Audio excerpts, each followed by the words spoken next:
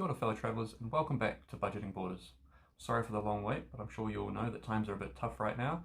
I've had to focus on my real job, but I'm back with a new video today. I hope that all your families and yourselves are safe.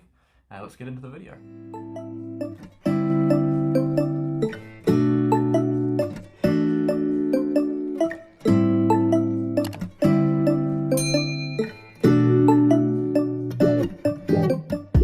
Today I wanted to talk to you about FIFO and what FIFO is.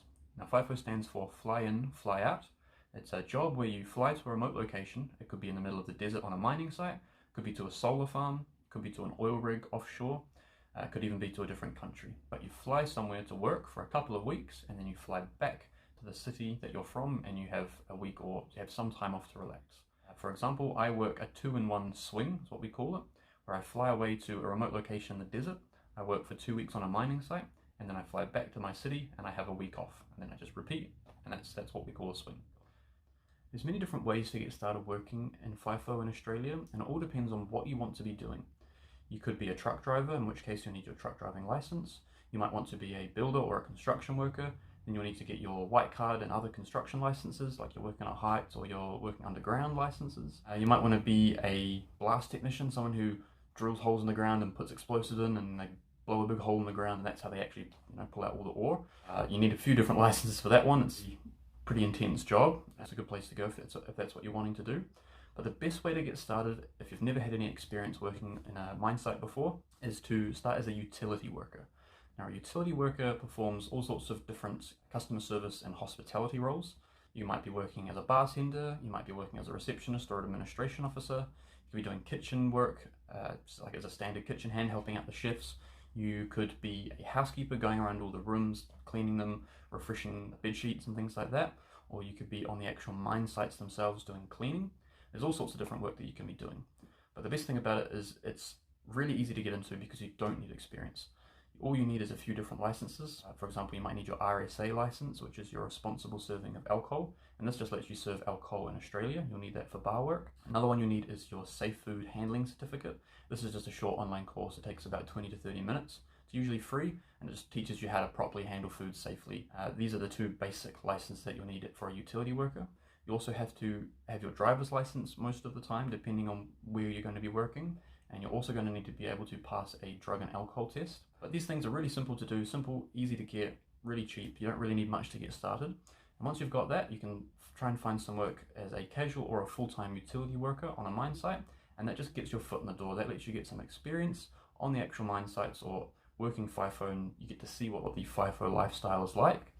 And then once you've had a bit of experience and you've made some connections, you can then start to branch out into other positions like truck driving or construction work. The work on site, it all depends on what sort of FIFO site you're on.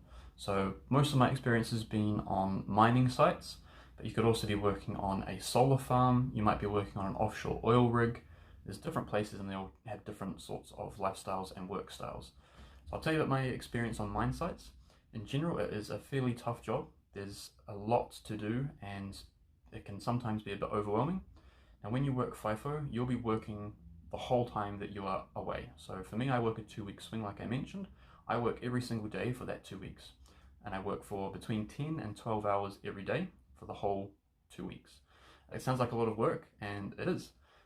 Most of the time I've been working in the kitchen as a kitchen hand, which it all depends on which mining site you're on, but it sometimes can be really, really chilled, really, really relaxed.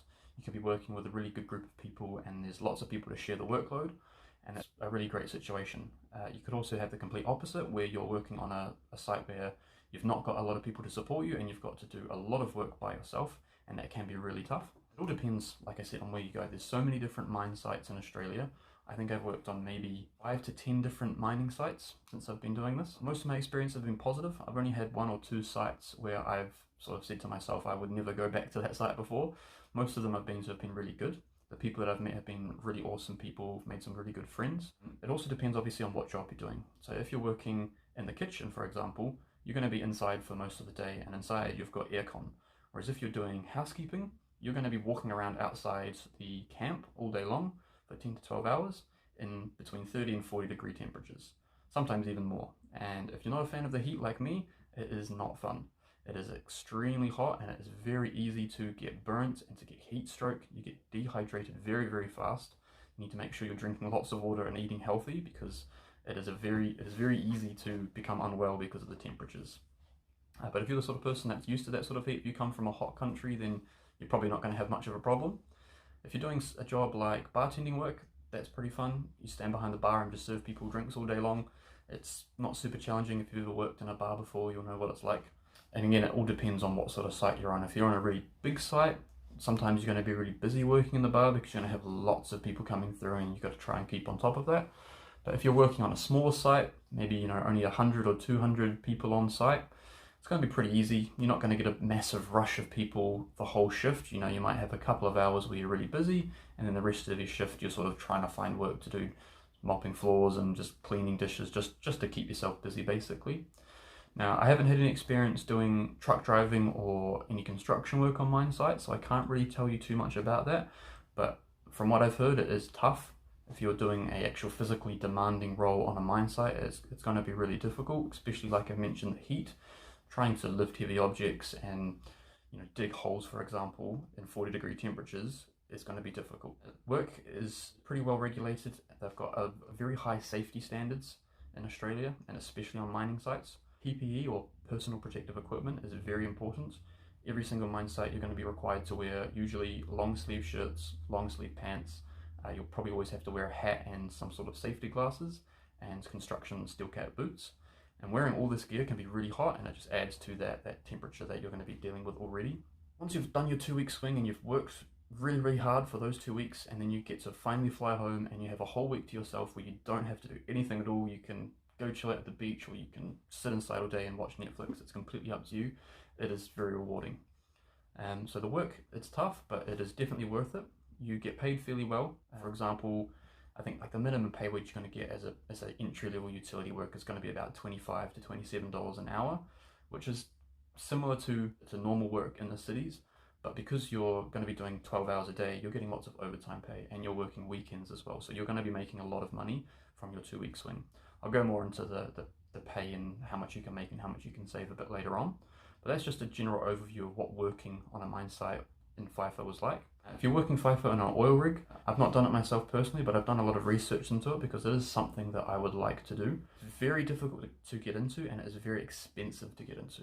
To work as an offshore oil rig, even as a utility worker like myself, you need to spend about $5,000 minimum to get the licenses and the tickets that you need just to enter an offshore oil rig. You have to do all sorts of crazy training, like diving out of helicopters and just all sorts of ridiculous stuff, because it's a very intense and very potentially dangerous working environment. You've got to be qualified to do it. I imagine if you're doing that sort of work, you're going to be making a lot more money, but the work is going to be tough as well. Most of the time, offshore oil rigs do at least a month-long swing, just because it's very difficult and it's expensive for the company to fly you all the way out there, to have you there, and then just fly you back for 2 weeks. It's not really worth it to them. So I think most of the offshore oil rigs, you're going to be doing a minimum of a month on sites, and then you'll fly back to the city, obviously. But yeah, that's just a basic overview of what work is like. When you first arrive on a mine site, they will take you to an administration office where they'll tell you the details about the site. They'll tell you all the different safety things, like where the muster points are, where the medic tent is, all that sort of stuff.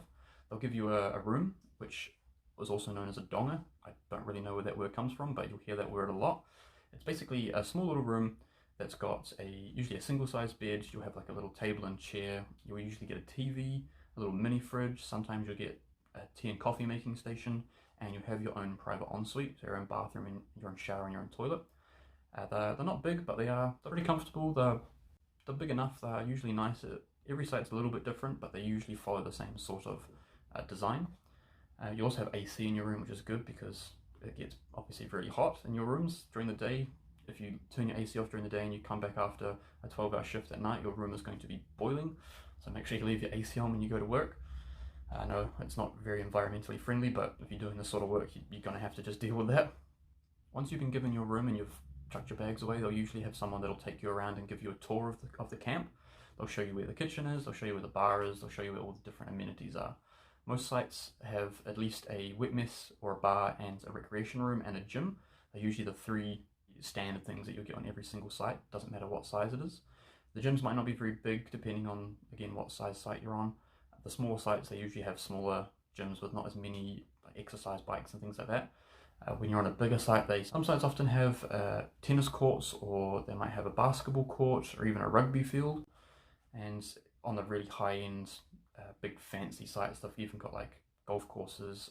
There's even a site at the moment that's got a virtual golf course. I've not been to that site, but I would love to go and give that a try.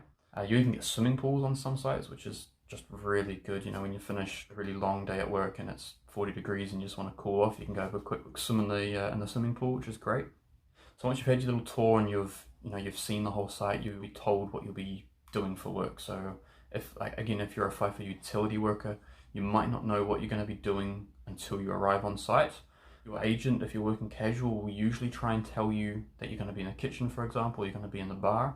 But be prepared. Again, if you're casual, like, it can change day by day. You might be doing kitchen hand one day, housekeeping the next day, and then bartending the day after that. So just be prepared to be changing around on what you're going to be doing. They might also change you from day shift to night shift. You know, might be expecting 2 weeks of days and you might get stuck with 2 weeks of nights. So it's just something you have to be prepared for as a utility worker. But yeah, anyway guys, this video is a little bit longer than I had planned, so I'm going to cut it in half. This is part 1, and if you want to keep watching, click on this link here and it'll take you to part 2. Don't forget to like the video, leave me a comment if you've got any questions or anything you want me to talk about next time, and subscribe if you haven't already. I'll see you in part 2. See ya!